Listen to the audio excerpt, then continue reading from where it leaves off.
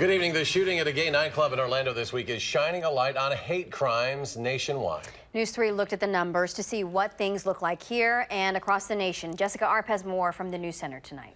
Well, the most recent numbers available from the FBI are from 2014, and they actually show a downward or steady trend of hate crimes over the last 5 years. But some say that may be underreported, and there are efforts underway to do more.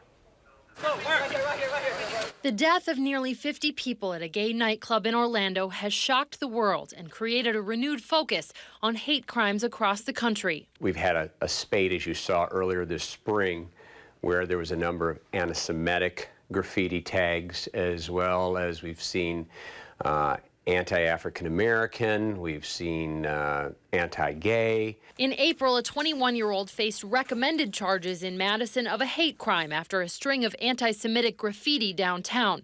But statewide, the most recent figures show hate crimes are trending downward, from 93 in 2010 to 51 in 2014. I'd like to think that the zero tolerance for that sort of behavior definitely does have a public service announcement quality to it.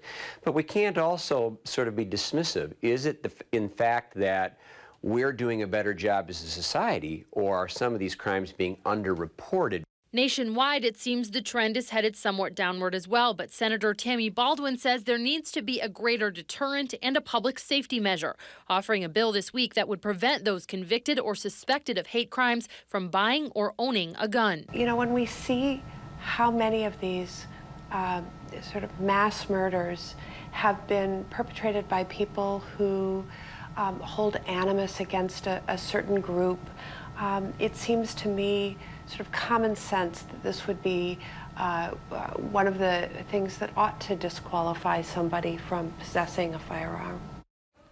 Now, Baldwin's office points out that according to the Southern Poverty Law Center, the number of hate groups operating in the United States has actually increased by 14% since 2014, and that based on the crime victimization survey, that number of hate crimes may actually be much larger, many of them committed with a firearm. Jessica Arp reporting for us tonight in our News Center. Jess, thank you.